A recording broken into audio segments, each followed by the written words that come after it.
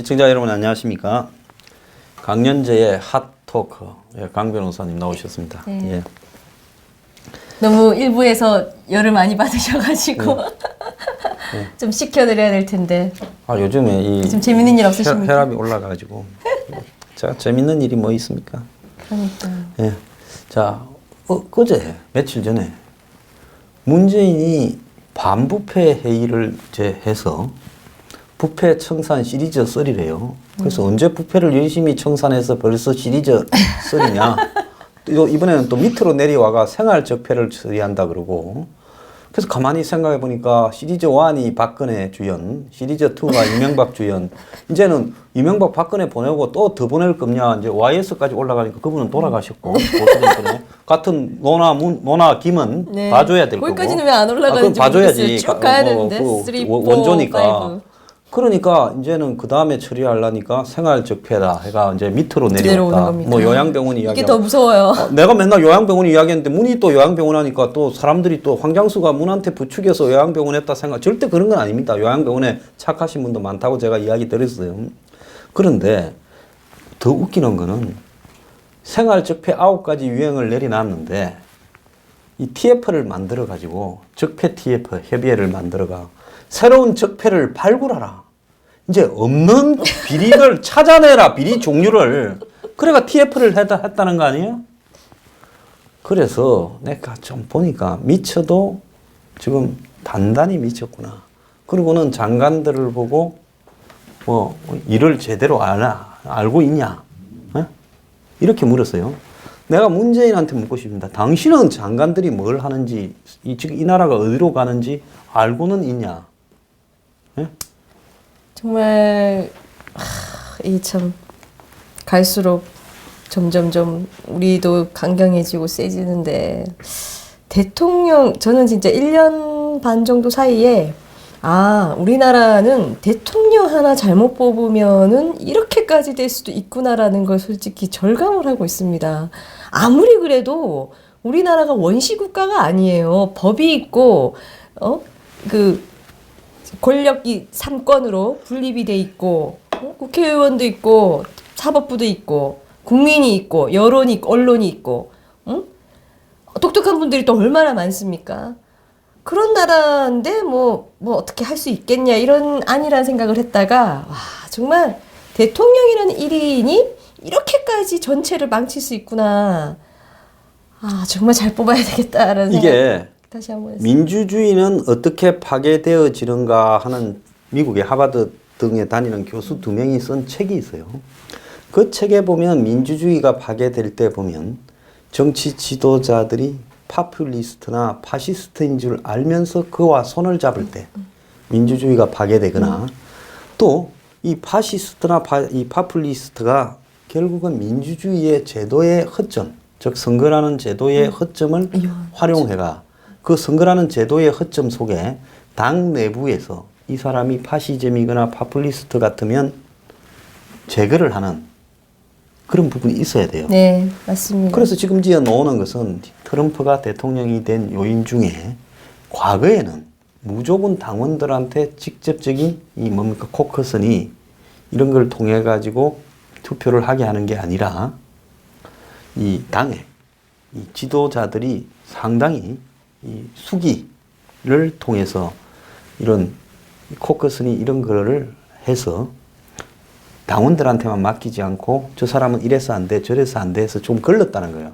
그래서 1972년 전까지만 해도 미국에서 지역을 도면서 투표해가지고 그 사람이 대통령 후보가 각 당에 꼭 된 게 아니에요.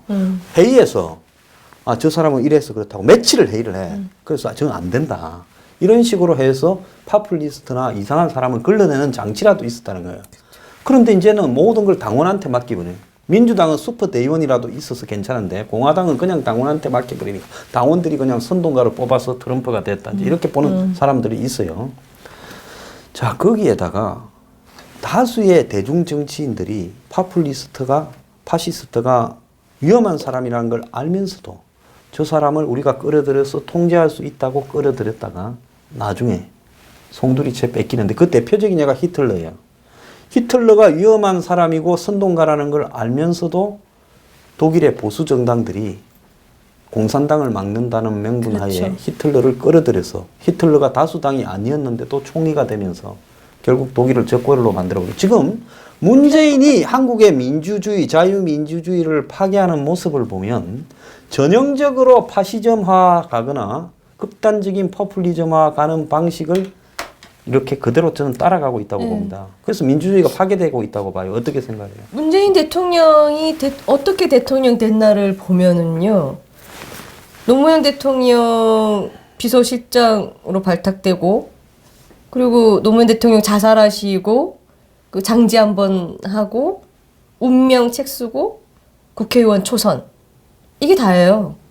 근데 대통령이 된 거 결정적 계기가 2017년에 결국은 정말 아시다시피 문재인 하면은 국민 절반 이상이 저 사람은 아니야 내지는 싫어 무능해 우유부단해 뭐 이런 이미지가 강해서 반문 이미지 반문 그런 것들이 강했었는데 불과 작년에 2017년에 박근혜 대통령이 탄핵되는 사건이 생기면서 선거가 치러졌을 때 우리 국민들이 지금 말씀하신 것처럼 어쩔 수 없는 어떻게 보면 어쩔 수 없는 선택 박근혜 대통령이 탄핵된 정당에서 나온 후보를 또 찍을 수 있겠어요? 불과 한두 달 탄핵되고 한두 달 만에 치러진 선거에서 그건 안 됐고 민주당 진영에 문재인 후보 또 나왔죠. 어쩔 수 없는 선택으로 해서 간 게 41%예요. 반대 정당에 그리고 직전 정부가 탄핵까지 받았는데 그 정반대에 있는 야당의 제1후보가 과반도 못 넘는 지지를 받는다는 건 이것 자체도 상당히 말이 안 되는 거거든요. 열광적인 지지를 받아서 됐어야 되는 거죠. 정상적으로. 과반에 훨씬 못 미치는 41%, 60% 가까이가 그래도 문재인 싫다였거든요. 박근혜가 탄핵되고 그 자유한국당이 뭐 완전히 아작이 나도 그래도 문재인은 못 찍겠어가 60%였다는 뜻이에요. 그때 안철수와 홍준표 합계가 46이죠. 24, 22 아닙니까?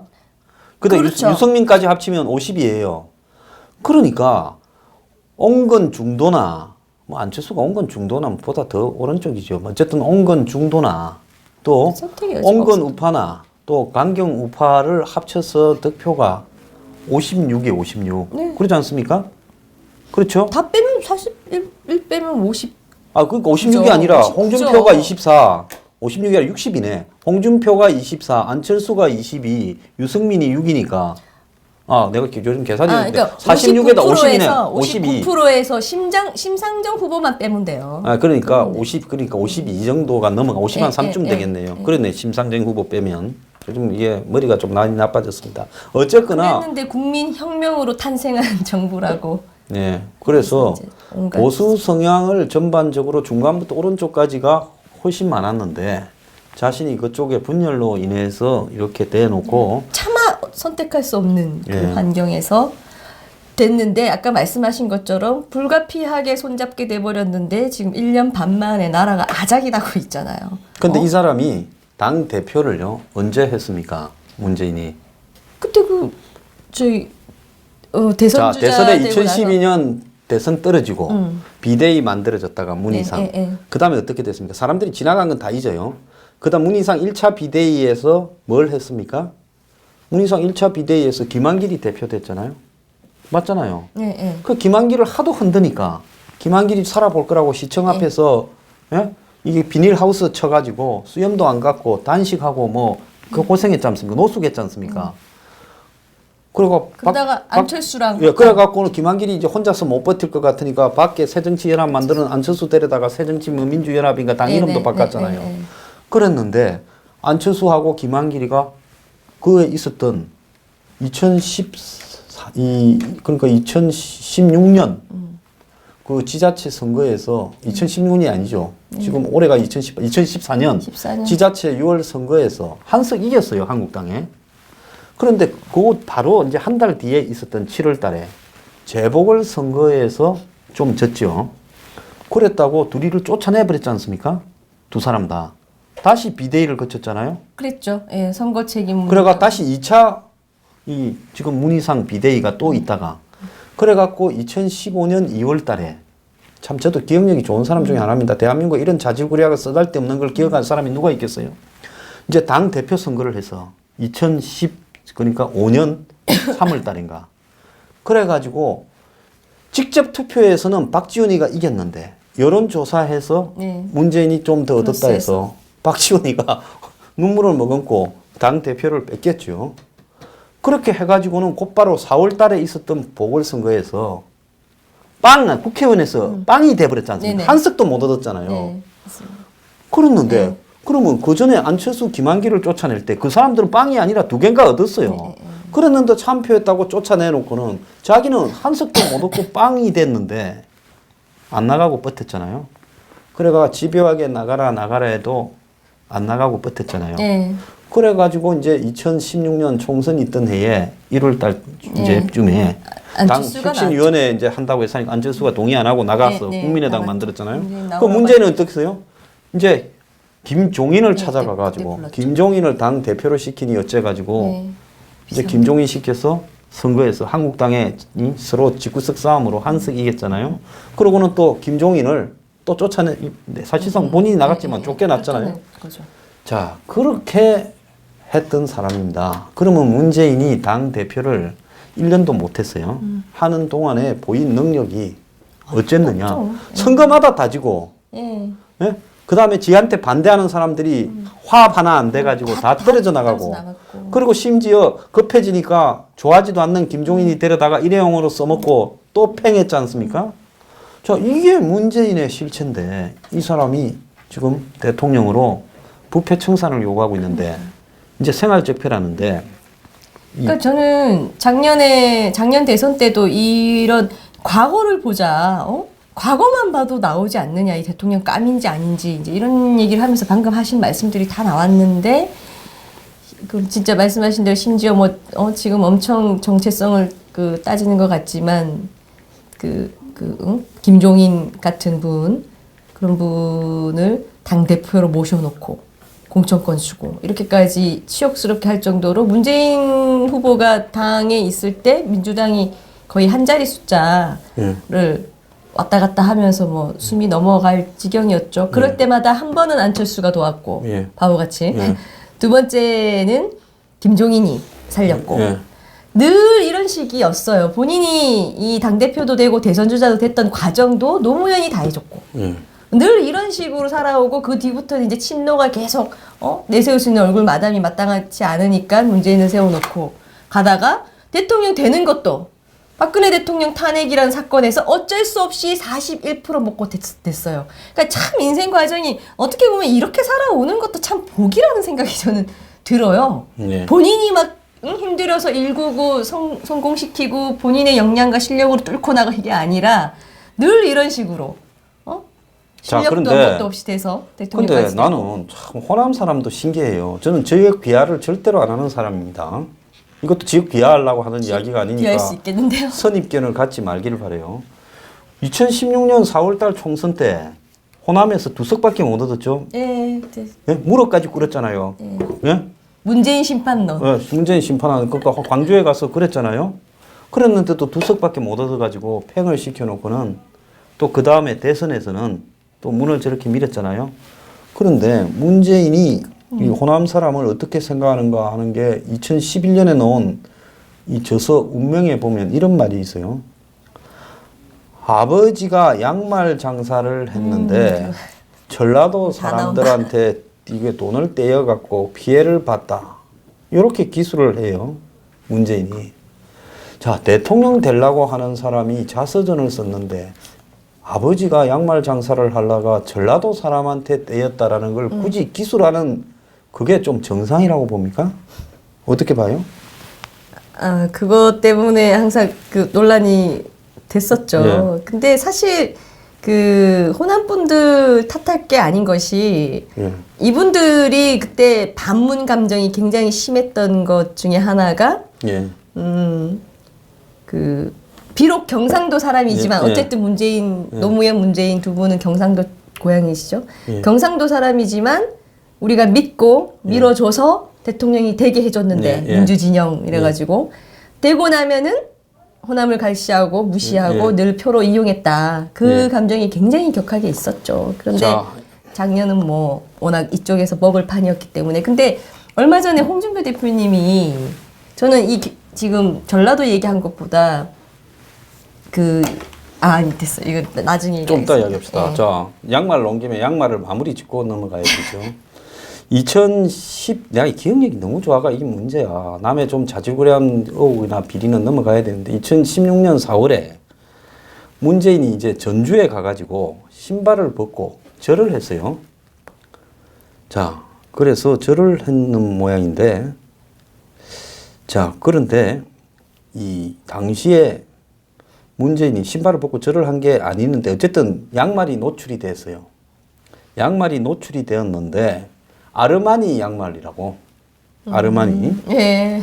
그래가지고 이렇게 문재인은 양말도 명품을 신느냐 이제 비난이 많았습니다. 자, 그런데 이제 김정숙 씨가 이 트윗에 글을 올렸어요. 뭐라고 올렸어요? 남편 양말이 화제네요. 작년 7월 남대문 시장의 리어카 노점에서 2만 원에 8컬레를 샀는데 마음씨 좋은 주인이 한 컬레를 더 얹어 주었습니다. 남편에게 짝퉁 양말을 신겨 미안하게 됐네요. 이랬어요. 아니, 양말이 화제면 양말 그거 명품 신을 수도 있잖아요. 소확행이라고 뭐. 그런데 이 양말을 또 짝퉁으로 이렇게 샀다고 또 이야기를 했어요. 자, 그래서 제가 이런 모습을 보면서 또 문재인 체어도 문제가 됐잖아요. 예, 집안에 있는 뭐 네, 집안에 있는 의자가 체어 얼마짜리. 한때는 그거 뭡니까? 이 전시장 뭐라고 그래요? 그 모델 하우스에서 싸게 샀다 했다가 어쨌다 말이 몇 번 바뀌었지요. 그래서 이런 사람의 이런 부분을 바라보면서 세상을 굉장히 그때그때 말을 바꾸면서 편하게 사는데 지금 이 사람이 부패 청산, 생활 적폐를 갖다가 청산하겠다면서 이제 거리가 뭔지 거리를 연구하는 이 TF를 적폐 협의회를 만들어서 거기서 다음에는 무슨 생활 적폐를 청산할 건지 거리를 찾아오라. 이 좀 어떻게 봐요? 그러니까 저는 아까 어쩌다가 우리 문재인 대통령의 과거 얘기가 계속 나왔는데 제가 하고 싶었던 얘기는 1년 반 지나면서 느끼는 것이 이분은 정말 대통령감이 아니다.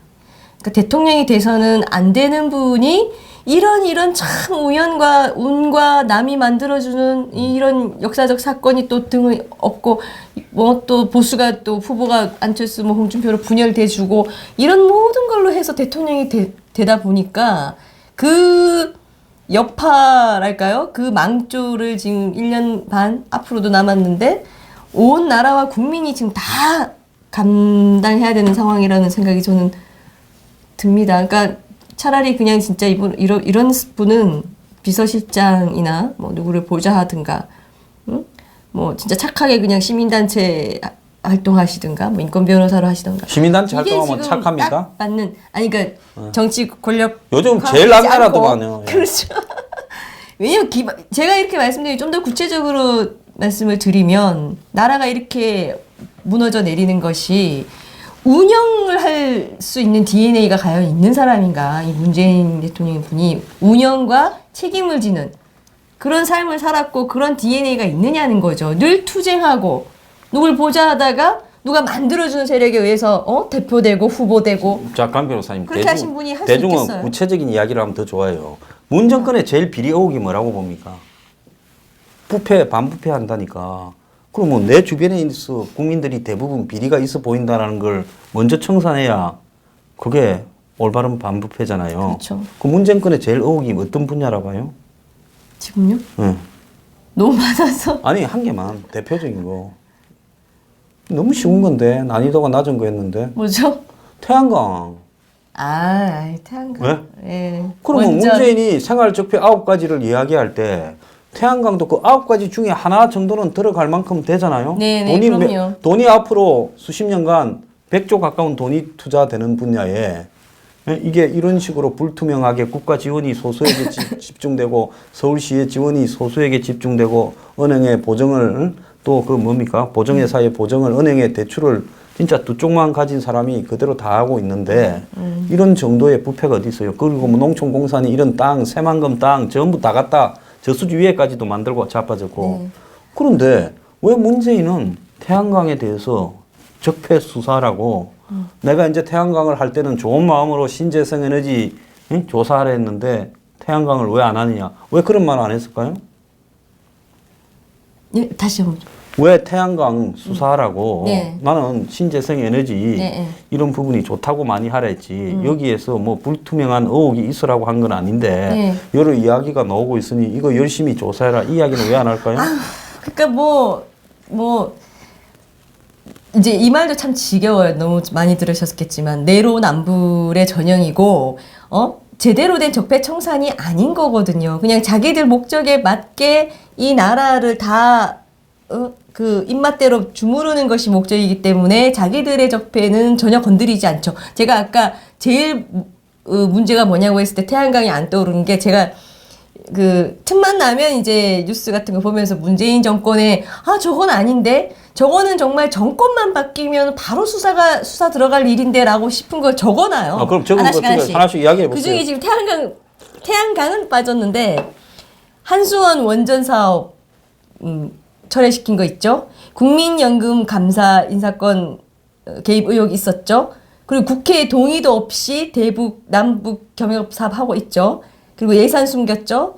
그리고 또 국회 동의 없이 그 남북 군사 합의서로 지금 무장 해제 시키고 있죠. 청와대 문서, 기무사 문서 다 누설시키고 브리핑하고 온 세계가 알게 했죠. 근데 자기들은 또 틈만 나면 뭐 누가 비밀 누설했니 하면서 압수수색해서 핸드폰 뺏고 합니다. 사법농단 내 수사 가이드라인 제시했죠. 강 변호사는 지금 국어 과목에 와 사회를 이야기하고 있어. 예? 나는 지금 부패. 이 문재인이 어제 반부패 이랬어. 이게 전부 동감을 해요. 아니라는 게 아니라. 난 이것보다도 더 많이 있다고. 전부 다 옳은 이야기예요. 그런데 지금 부패와 관련해서 이 정권에 구체적으로 부패라는 거는 뭡니까? 돈을 땡가 먹는다거나 뇌물을 주고 이익을 본다거나 이게 부패지 않습니까? 그래서 이 정권에 거의 전국 곳곳에 보편화된 부패 의혹이 제기된 분야가 태양광인데 그러잖아요. 북한에 돈 준 것도 부패인데 저거는 이제 잡아내려면 시간이 좀 걸려요. 정권이 바뀌어야 나오지 그 전에 나오겠습니까? 김대중 4억 5천만 불 박지원 준 것도 정권 바뀌고서야 노무현이 김대중을 조사하려고 한 거 아닙니까? 그렇죠.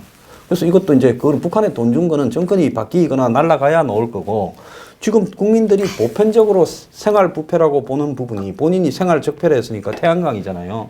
근데 태양광 조사라는 게 한 개, 두 개를 하면서 혹시 빠뜨릴 수는 있는데 9개를 이야기하면서 요양병원까지 막 알뜰하게 무슨 지역의 하청이니 이런 것까지 이야기하면서 태양광이 빠져있다. 이건 좀 이상하지 않아요? 아시면서 자꾸 질문을 하시니까 그럼 지금 문정부 자체가 추진하는 게 태양광 사업 아닙니까? 그럼 주범이 다 덮고 가는 거죠. 자기가 하는 거니까. 그러면 주범이 누구라는 이야기입니까? 문재인 정부죠.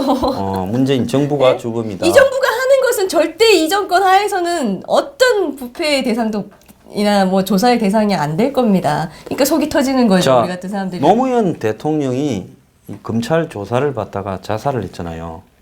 전 또 과거에 이 황장수를 생각해가 저건 반노니까 또 노무현 또 여기에 왜 끌어들여서 문재인 욕하다가 또 노무현 욕으로 옮기냐 이렇게 생각하지 말고요. 그분이 참 양심적이었다. 그때까지만 드러난 액수로 보면 이 노무현의 수뢰액은 600만 불, 640만 불 안팎이잖아요. 그냥 플러스 해서. 자, 그러면 한국 돈으로 하면 한 70억. 네? 그죠? 그러면 이 나라 대통령이 대통령이 오른팔 왼팔도 몇백억씩 받았고 박지원은 북한에 4억 5천만 불을 줘버리는데 그 다음에 그때 121억을 주인 찾아가라 해도 북한에 준 돈 중에 121억인가가 뭐 어디 스위스 은행인가 나왔는데 아무도 내 거 아니라고 해가 아무도 안 찾아가서 국고에 기속됐잖아요. 121억이. 자, 120억이 돈도 아닌 그런 건데 노무현은 70억도 안 되는 돈으로 자살을 했어요. 그분은 왜 죽었다고 봅니까? 좀 버티면 또 살 길이 여러 가지로 열렸을 건데. 뭐 그리고 이명박이 구속실 넣기만큼 배짱도 없었는데. 본인에서 끝나지 않고 이제 앞으로 또 뭐 부인, 또 아들 뭐 이렇게 수사가 확대될 거라고 생각해서 그러신 거 아닐까요? 그때 그 양반이 저하고 사이가 좋아서 한때는 소주도 나누던 사이였는데 그 뒤로 원수가 돼가 원수가 된 것도 아니에요. 좀 관계가 나빠졌는데 내가 왔으면 그러겠죠. 당신 집어넣으려는 사람도 당신보다 더 많을 수도 있으니까 좀만 버티면 그 사람이 나중에 또 들어갈까 봐 당신은 그냥 금만 좀 주다가 안 집어넣을 거니까 그냥 소주 한 잔씩 한 병씩 하루 먹고 일찍 자라고 내가 그렇게 충고했을 거예요. 왜? 남을 집어넣으면 나중에 지도 가잖아요. 후임자에 의해서. 그러지 않겠습니까? 네. 그래서 노무현은 왜 자살을 했을까요? 그것 때문에. 근데 참 신기한 게요, 진짜. 어째 왜 주제에 대해서- 좌파 진영은 노무현 대통령도 이것이 어찌 보면은 이미 죽은 패족이지만 친노가 더 무너질 수 있는 시점에 자살로 해서 사실 모든 게 중단됐잖아요. 다 막아졌고 오히려 지금은 그 자살 가지고 지금 오히려 이용을 하고 있죠. 노회찬 지금 얼마 전에 자살하셨는데 그분도 이것이 정의를 부르짖는 정의당에 치명적일 수 있는 일이었는데 죽음 하나로 모든 것이 오히려 지금 더 큰 소리 뻥뻥 치잖아요. 또 정의당에서. 이게 박지원도 우연의 자살은 일치- 안 했지만 일치- 4억 5천만 불을 박지원이 다 지 알아서 주지는 못했을 거 아니에요? 박지원이 어떻게 4억 5천만 불을 움직여? 그것도 그럼요. 정부 대출 포함인데 그건 정책 자금도 상당히 네. 포함되어 있다고 그러는데 국가 예산. 그러면 박지원이 간 거는 내가 했다 치고 내 뒤로는 묻지 마라 이래 갖고 갔다 온 거 아니겠어요? 그러니까 그 뒤로 큰 소리 치는 거 아닙니까? 그 동네에서는. 그러니까 한마디로 좌파들은 자살을 하거나 내가 다 배신하거나. 했다고 내 뒤는 없다고 하거나 이런 정신이 투철한데 우파들은 와 이번에 저렇게 이명박 주변이나 박근혜 주변에 있는 사람들은 진실 죄다 바꾸고. 죄다 배신을 하고 뭐 나는 시켜서 했다 하고 왜 그렇게 비열할까요? 비열한 건 비열하다 해야지. 웰빙이 너무 체질화가 돼 있어서 그런 거 아닐까? 주군이 좀 한 명 한 명이 이렇게 다 웰빙. 나눠 먹어야 되는데 안 나눠 먹어서 그런 겁니까? 안 그러면 밑에다가 충성심을 고양시키는 교육을 안 시켜서 그런 거예요. 안 그러면 너무 열심히 받아 적으라서 해서 정거가 잡혀서 그런 거예요.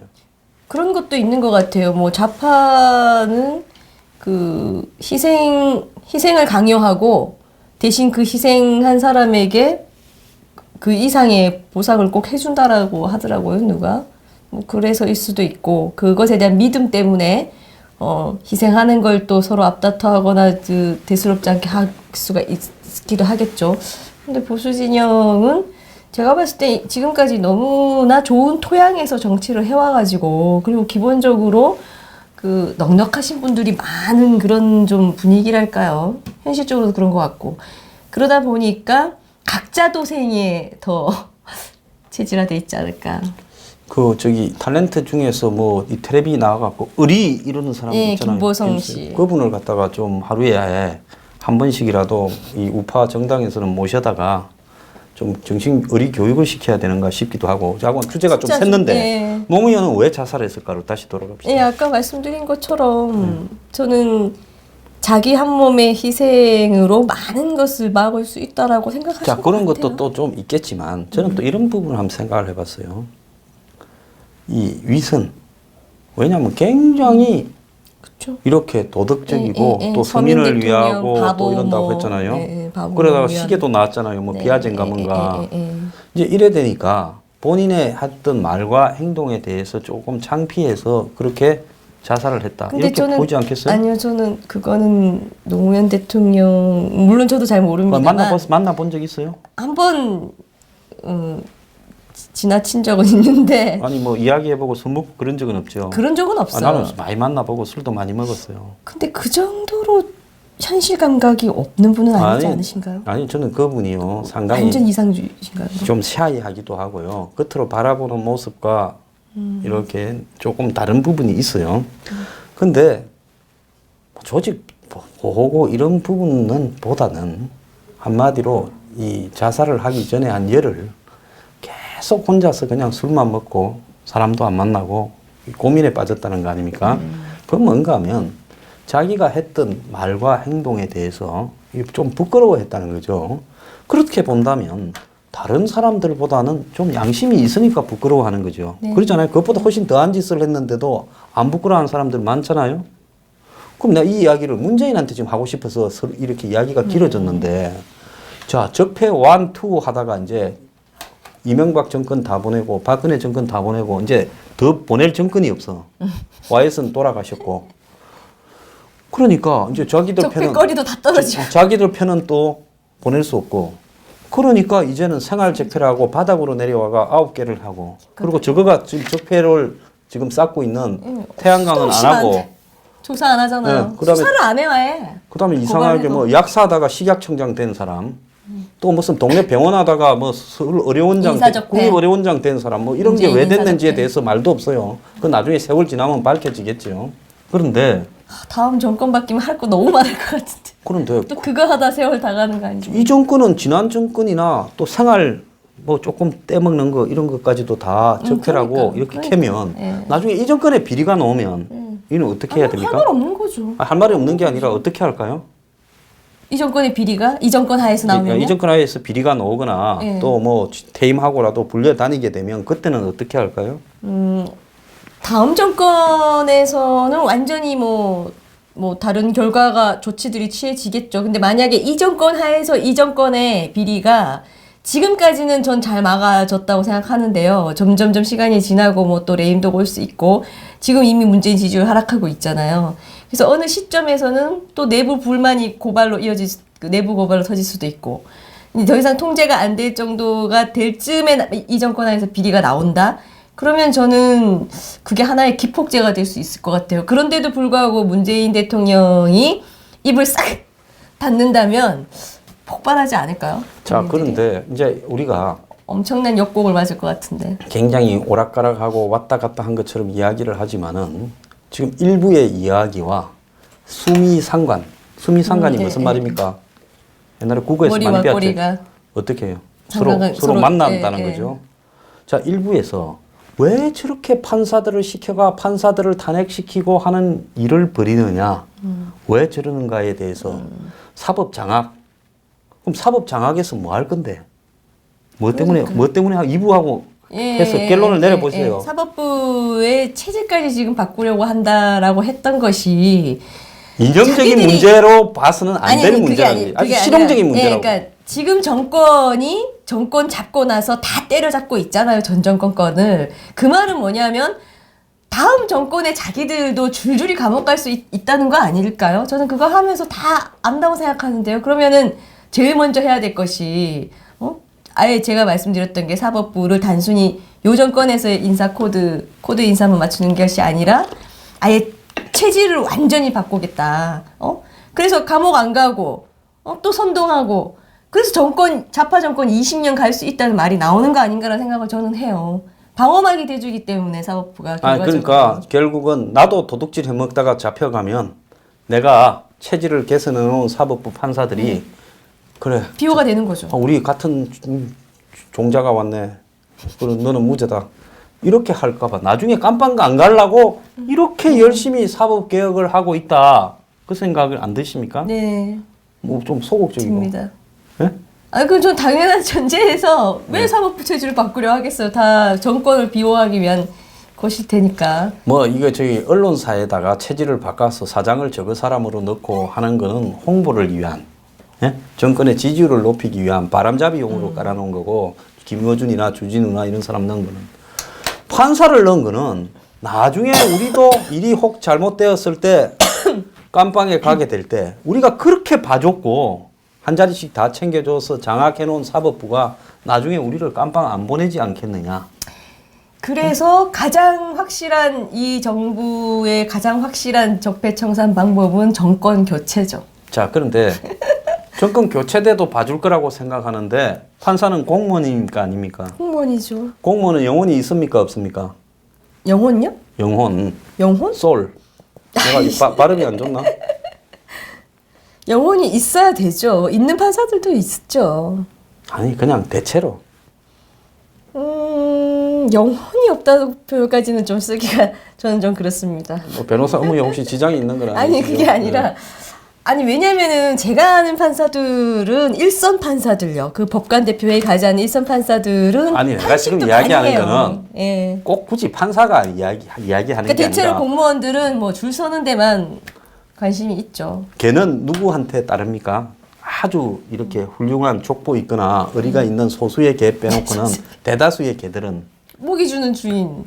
먹이 주는 사람한테 네. 처음에는 좀 슬퍼하다가 주인이 바뀌면 다시 또 그리고 어떤 진짜 좋은 개는 이 주인이 바뀌면 먹이를 안 먹고 주인을 그리워하다가 죽어버려요. 근데 그런 개는 작고 대다수의 개는 처음에는 좀 슬퍼하다가 좀 쓰다듬어주고 이렇게 뭐 사료나 좀 간식이나 주고 하면 꼬리를 흔들기 시작하면서 바뀐 주인에게 잘 적응하잖아요. 그럼요.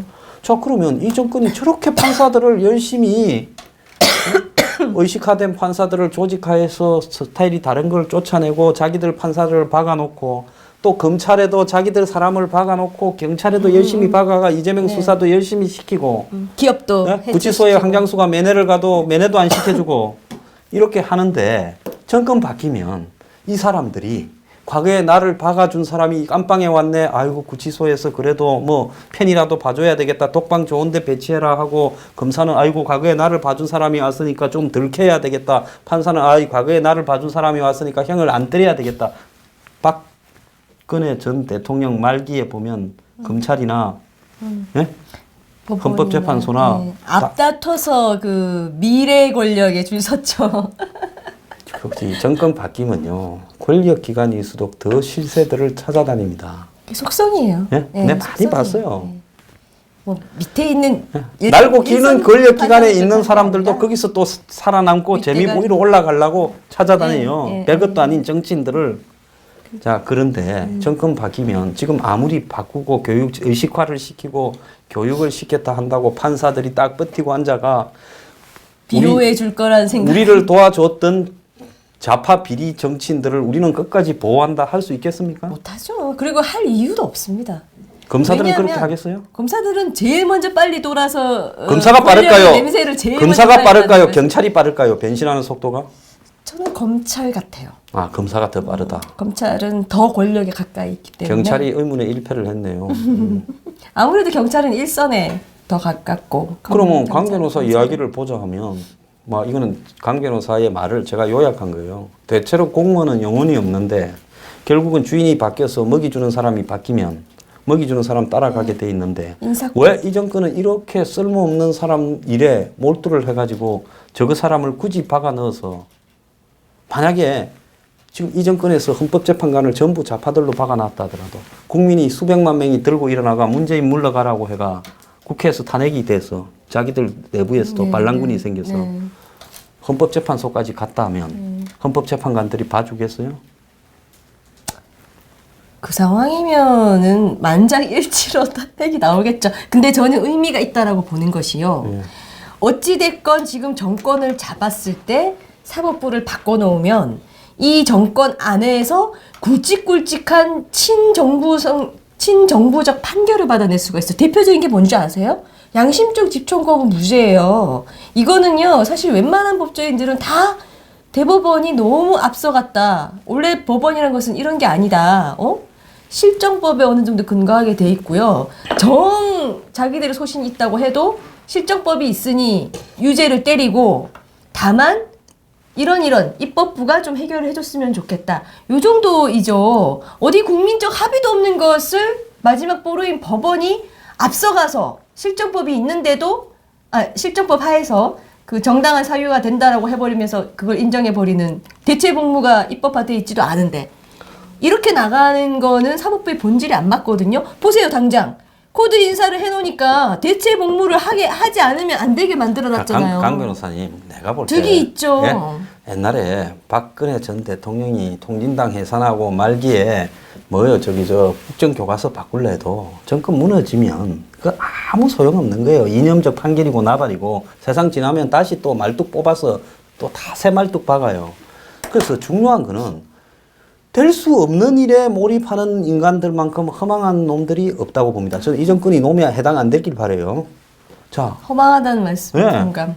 그건 뭐냐면 권력에 힘이 빠지면 비리는 반드시 터져. 또 안 쓰던 언론이 전부 저장해놓고 있어. 지금 언론사마다요 이만큼씩 받아놓고 있어요. 그래서 제가요 그 말했잖아요. 5년짜리 권력 한번 잡았다고 왜 100년 할 것처럼 행동하냐고요. 화무 11홍. 누구나 다 아는 말 아니에요? 건불 10년. 그 최순실이 밑에 그 누구야 고영태. 예. 고영태가 일찌감치 한국 최고의 언론사 갖다 줬는데 기자 보내가 촬영까지 해놓고 그것도 또 이거 만드는데 네. 찍어놓고 이거 하는데 보도 안 하고 한참 뒤에야 그거 나왔잖아. 1년쯤 뒤에야.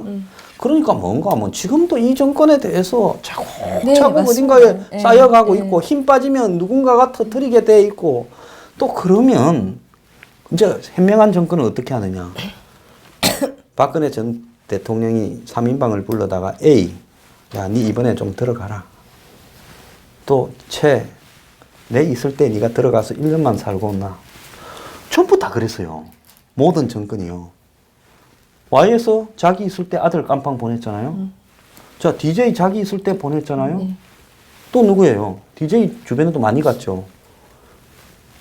노무현 전 대통령도 자기 있을 때 척근들 깜빵 많이 안희정 갔잖아요. 가고. 예, 자 형님도 뭐. 예. 그 다음에 또 그뿐입니까? 이명박 전 대통령 자기 있을 때 형님 보내고 박영준도 보내고 보냈잖아요. 진짜 그러네요.